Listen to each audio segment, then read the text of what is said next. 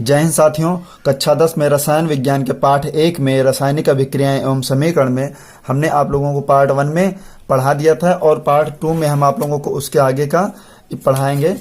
तो आप लोग भी ध्यान से समझते रहना। हमने वियोजन अभिक्रिया और ऊष्मीय अपघटन पार्ट 1 में आप लोगों को पढ़ा दिया था। आप लोगों ने नोटबुक में नोट कर लिया है तो बहुत अच्छी बात है, और आगे से हम आप लोगों को इस वीडियो में बता रहे हैं, तो ध्यान से समझना। अगली जो हेडिंग आपकी है प्रकाश अपघटन। तो प्रकाश अपघटन क्या होता? जब वियोजन अभिक्रिया सूर्य के प्रकाश द्वारा होती हैं। ध्यान से समझना, प्रकाश अपघटन किसे कहते हैं? प्रश्न पूछेगा एग्जाम में, प्रकाश अपघटन किसे कहते हैं? तो क्या लिखेंगे? जब वियोजन अभिक्रिया सूर्य के प्रकाश द्वारा होती है तब यह प्रकाश अपघटन कहलाती है। मतलब ऐसी क्रियाएं जो सूर्य के प्रकाश द्वारा उत्पन्न होती हैं उन्हें हम वियोजन अभिक्रियाएं कहते हैं। जैसे सिल्वर क्लोराइड AgCl मतलब सिल्वर क्लोराइड को सूर्य के प्रकाश में कर रखा जाता है तो क्या सिल्वर अलग मतलब चांदी अलग हो जाती है और क्लोराइड अलग हो जाता है। तो यहाँ पे देखना, अपघटन का मतलब अलग अलग ही होना होता है। तो सिल्वर क्लोराइड को सूर्य के प्रकाश में जब रखेंगे तो क्या हो जाएगा? सिल्वर अलग और क्लोराइड अलग। तो इसमें क्या कहा गया है? अभिक्रिया का उपयोग श्वेत श्याम फोटोग्राफी में किया जाता है। यानी प्रकाश अपघटन का प्रयोग श्वेत श्याम फोटोग्राफी में किया जाता है, क्योंकि सिल्वर क्लोराइड या ब्रोमाइड सूर्य के प्रकाश में स्लेटी रंग में परिवर्तित हो जाता है। अगली जो बात आपसे कही है विद्युत अपघटन। अगली हेडिंग आपसे पूछा जाएगा पेपर में कि विद्युत अपघटन किसे कहते हैं। तो विद्युत अपघटन के बारे में समझ लीजिएगा ध्यान से। वह अभिक्रिया जिसमें यौगिक के जलीय विलयन या गलित अवस्था में विद्युत प्रवाहित करने पर, यानी वह अभिक्रिया जिसमें यौगिक के जलीय विलयन में विद्युत प्रवाहित करने पर यह 2 या 2 से अधिक सरल पदार्थों में अपघटित हो जाता है, विद्युत अपघटन कहलाती है। मतलब ऐसी प्रक्रिया जिसमें जलीय विलयन में विद्युत प्रवाहित करने पर यह 2 या 2 से अधिक पदार्थों में अपघटित हो जाता है, विद्युत अपघटन कहलाती है। यह प्रक्रम धनायन कैथोड पर तथा ऋणायन एनोड पर एकत्रित हो जाते हैं। जैसे एग्जाम्पल देख लीजिएगा, जब अम्लीय जल में विद्युत धारा प्रवाहित की जाती है तो जल हाइड्रोजन एवं ऑक्सीजन में विघटित हो जाता है। जब अम्लीय जल में मतलब जल में विद्युत अपघटन प्रवाहित किया गया तो यह हाइड्रोजन और ऑक्सीजन में अलग अलग टूट गया। इसको क्या कहते हैं हम? विद्युत अपघटन। एक ही एग्जाम्पल आप याद रखना, बस आप एक ही एग्जाम्पल लिखना है पेपर में। फिर ये उद्देश्य दिए गए, ये भी आपके एग्जाम में नहीं पूछे जाएंगे और ये प्रेक्षण भी नहीं पूछे जाएंगे। आगे जो आपके इम्पोर्टेंट हैं मैं वो आप लोगों को बता रहा हूँ। अगली है जो क्रिया है आपकी विस्थापन अभिक्रिया। तो इसके बारे में ध्यान से समझिएगा। विस्थापन अभिक्रिया क्या होती है? विस्थापन अभिक्रियाएं वे अभिक्रियाएं होती हैं जिनमें एक क्रियाकारक पदार्थ द्वारा दूसरे क्रियाकारक पदार्थ से कम क्रियाशील पदार्थ को विस्थापित कर देता है। मतलब वे अभिक्रियाएं जो एक क्रियाकारक पदार्थ द्वारा दूसरे क्रियाकारक पदार्थ से कम क्रियाशील पदार्थ को विस्थापित कर देती हैं, उसे क्या कहते हैं? विस्थापन अभिक्रिया कहते हैं। आप अपनी कॉपी में नोट कर लेना, अगर नहीं लिखा है तो लिखा है तब तो कोई बात ही नहीं, ठीक है। ये सब इम्पोर्टेंट हैं, ये सारे के सारे आपसे एग्जाम में पूछे जाएंगे, ठीक है। तो विस्थापन अभिक्रिया क्या होती? एक क्रिया दूसरे क्रिया पदार्थ से कम क्रियाशील पदार्थ को विस्थापित कर देता। मतलब एक ज्यादा है एक कम है, ज्यादा वाली क्रिया कम वाली क्रिया को विस्थापित कर देती है, उसे क्या कहते हैं? विस्थापन अभिक्रिया कहते हैं। एग्जाम्पल एक देख लेना, यहाँ पे दिया है, दूसरा वाला छोटा है। जब कॉपर सल्फेट के विलयन में जिंक की पत्ती डाली जाती है तो जिंक सल्फेट तथा कॉपर प्राप्त होता। कॉपर सल्फेट यानी CuSO4, जब कॉपर सल्फेट में जिंक डाला गया तो उसमें क्या निकला? जिंक सल्फेट अलग हो गया और कॉपर अलग हो गया। इसी को क्या कहते हैं हम? विस्थापन अभिक्रिया कहते हैं। आगे आप को बता रहे हैं, इंपॉर्टेंट। द्विविस्थापन अभिक्रिया, देखो बहुत ही इंपॉर्टेंट, एग्जाम में पूछा जाता।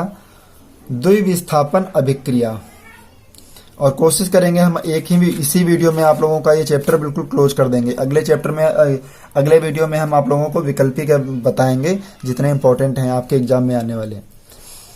तो देखना, द्विविस्थापन अभिक्रिया वे रासायनिक अभिक्रियाएं जिनमें अभिकारक यौगिकों के आयनों अथवा मूलकों के परस्पर विनिमय द्वारा नए उत्पाद बनते हैं।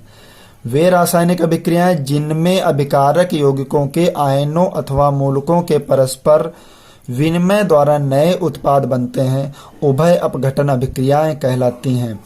इन्हें द्विविस्थापन अभिक्रिया भी कहते हैं। उभय अपघटन और द्विविस्थापन अभिक्रिया एक ही बात है। आप ध्यान से याद रखना, अपनी कॉपी में लिख लेना। वापस से बता रहा हूं, वे रासायनिक अभिक्रियाएं जिनमें अभिकारक यौगिकों के आयनों के परस्पर विनिमय द्वारा नए उत्पाद बनते हैं, मतलब किसी यौगिक द्वारा अभिक्रियाएं द्वारा नए उत्पाद बनते हैं, उसे उभय अपघटन अभिक्रिया कहते हैं। जैसे सोडियम सल्फेट Na2SO4 तथा बेरियम क्लोराइड BaCl2 के जलीय विलयनों को मिलाने पर इसके आयनों के विनिमय अदला बदली के फलस्वरूप बेरियम सल्फेट तथा सोडियम क्लोराइड बनते हैं। मतलब अदला बदली हो जाए उसे हम क्या कहेंगे? उभय अपघटन अभिक्रिया कहेंगे। जैसे Na2SO4 मतलब सोडियम सल्फेट में बेरियम क्लोराइड मिलाया तो क्या बना? बेरियम सल्फेट अलग हो गया और सोडियम क्लोराइड अलग हो गया। ठीक है, इसी क्रिया को कहते हैं उभय अपघटन अभिक्रिया। अगली जो इंपॉर्टेंट हेडिंग है यहाँ पे पूछा जा रहा है, इसके बारे में आपको नहीं बताना है। ये बहुत बार पूछा जाता है एग्जाम में, वेरी इंपॉर्टेंट, हम इस पे बता रहे हैं, आप लोगों को ध्यान रखना। अपचयन एवं उपचयन एवं अपचयन अभिक्रियाएं। उपचयन एवं अपचयन अभिक्रियाएं, तो ये क्या होती? आक्सीकारक या उपचयन तथा अपचयन अभिक्रियाओं को अनेक प्रकार से परिभाषित किया जाता है।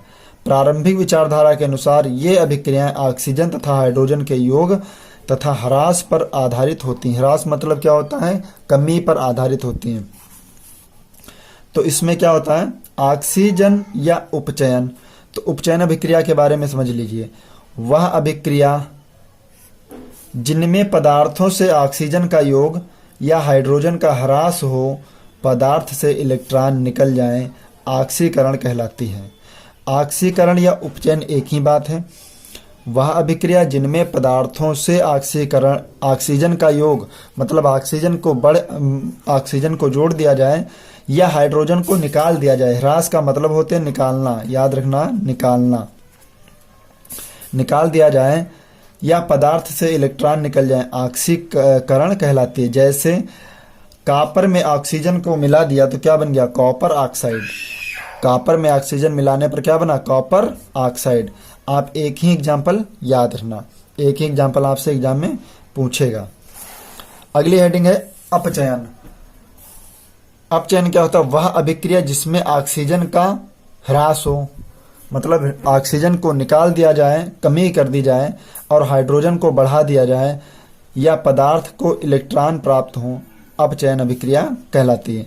मतलब वह अभिक्रिया जिसमें ऑक्सीजन को कम कर दिया जाए या हाइड्रोजन को बढ़ा दिया जाए, अपचयन अभिक्रिया कहलाती है। ऑक्सीजन को कम कर दिया जाए और हाइड्रोजन को बढ़ा दिया जाए तो अपचयन अभिक्रिया कहलाती है। जैसे कॉपर ऑक्साइड में हाइड्रोजन मिला दिया तो क्या हुआ? कॉपर अलग हो गया और हाइड्रोजन मतलब H2O जल अलग हो गया। तो ऑक्सीजन निकल गया और हाइड्रोजन इसमें मिलाया गया था, तो यह अभिक्रिया क्या कहलाएगी? अपचयन अभिक्रिया। ठीक है, अगली हेडिंग देखते हैं, बहुत इंपॉर्टेंट, ऑक्सीकारक तथा अपचायक। ऑक्सीकारक तथा अपचायक। किसी रासायनिक अभिक्रिया में जिस पदार्थ का अपचयन होता है उसे ऑक्सीकारक कहते हैं। किसी रासायनिक अभिक्रिया में जिस पदार्थ का अपचयन होता है उसे ऑक्सीकारक कहते हैं। अर्थात वह पदार्थ जो अभिक्रिया में इलेक्ट्रॉन ग्रहण करता है ऑक्सीकारक कहलाता है। तो ध्यान रखना, कुछ भी इसमें याद करने की जरूरत नहीं, बहुत अच्छी तरीके से याद करना। किसी रासायनिक अभिक्रिया में इलेक्ट्रॉन ग्रहण करना ऑक्सीकारक कहलाता है।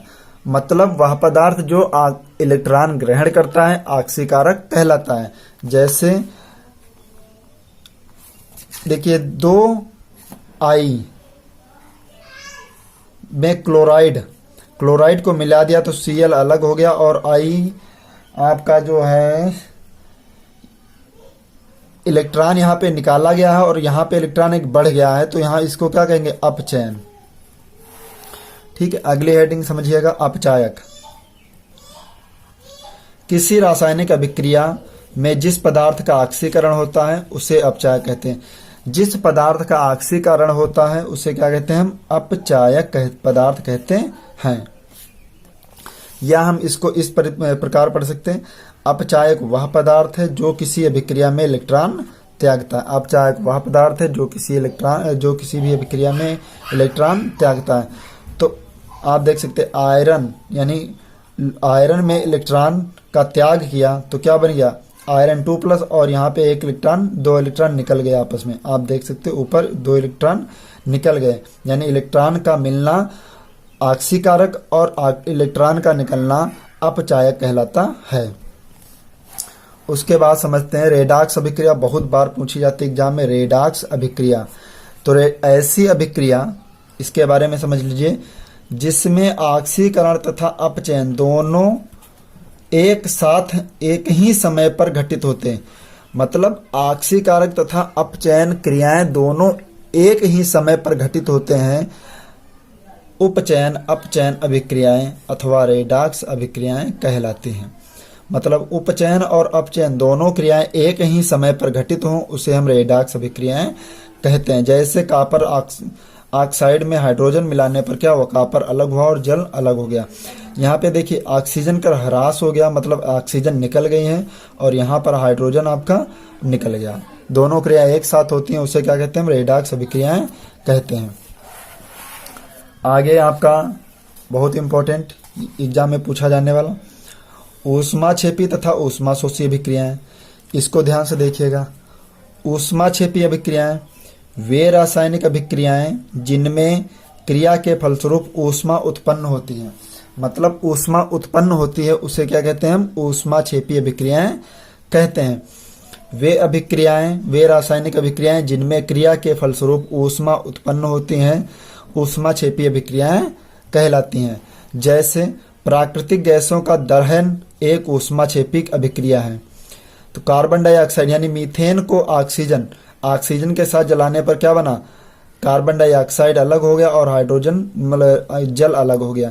तो क्या कहना है, रासायनिक अभिक्रियाएं जिनमें क्रिया के फलस्वरूप ऊष्मा उत्पन्न हो जाए। तो ऊष्मा मतलब कार्बन डाइऑक्साइड एक प्रकार का धुआं उत्पन्न हो जाए, उसे क्या कहेंगे, हम ऊष्माक्षेपी अभिक्रिया कहेंगे। अगला ऊष्माशोषी अभिक्रिया। इसके बारे में समझ लीजिए, बहुत ज़्यादा आप मत पढ़ना, ठीक है। आपको जितना पढ़ाया जा रहा है उतना ही पढ़ना, बहुत इतना ही इम्पोर्टेंट है बस। ऊष्माशोषी अभिक्रियाएं वे रासायनिक अभिक्रियाएं जिनमें ऊष्मा का अवशोषण होता ऊष्माशोषी अभिक्रियाएं कहलाती हैं। वे रासायनिक अभिक्रियाएं जिनमें ऊष्मा का अवशोषण होता ऊष्माशोषी अभिक्रियाएं कहलाती हैं। ऊष्मा का अवशोषण हो जाए मतलब जल में HgO मर्क्यूरस ऑक्साइड में ऊष्मा निकल गई तो क्या बना, मर्क्यूरस अलग और ऑक्सीजन अलग। इसी तरीके से प्रकाश संश्लेषण एक ऊष्माशोषी अभिक्रिया है। प्रकाश संश्लेषण एक ऊष्माशोषी अभिक्रिया है। अगली हेडिंग आपकी बहुत इंपॉर्टेंट है, संक्षारण पूछा जाता है एग्जाम में। संक्षारण किसे कहते हैं, जब कोई धातु अपने आसपास अम्ल आर्द्रता आदि के संपर्क में आती है तब ये संक्षारित होती है और इस प्रक्रिया को संक्षारण कहते हैं। जब कोई धातु अपने आसपास अम्ल आर्द्रता आदि के संपर्क में आती है यानी अम्ल के संपर्क में आती है तब यह संक्षारित होती है और इस प्रक्रिया को संक्षारण कहते हैं। जैसे लोहे पर जंग लगना, चांदी के ऊपर काली परत, तांबे के ऊपर हरी परत चढ़ना, इसे क्या कहते हैं, हम संक्षारक। यानी ध्यान रखना, जंग लगने, लोहे पर जंग लगने की क्रिया संक्षारण कहलाती है। अब आपके इम्पोर्टेंट क्या बचे हैं वो भी हम देख लेते हैं। आगे यहाँ पे महत्वपूर्ण बिंदु दिए गए हैं, ये सभी हम आप लोगों को पढ़ा चुके हैं। पिछले परिभाषाओं में ध्यान रखना। महत्वपूर्ण जो बिंदु दिए हैं ये हम आप लोगों को परिभाषाओं में पढ़ा चुके हैं।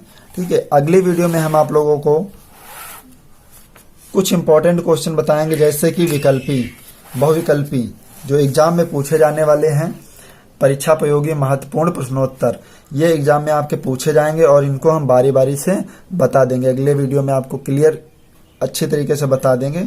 ठीक है, मिलते हैं नेक्स्ट वीडियो में, तब तक के लिए जय हिंद।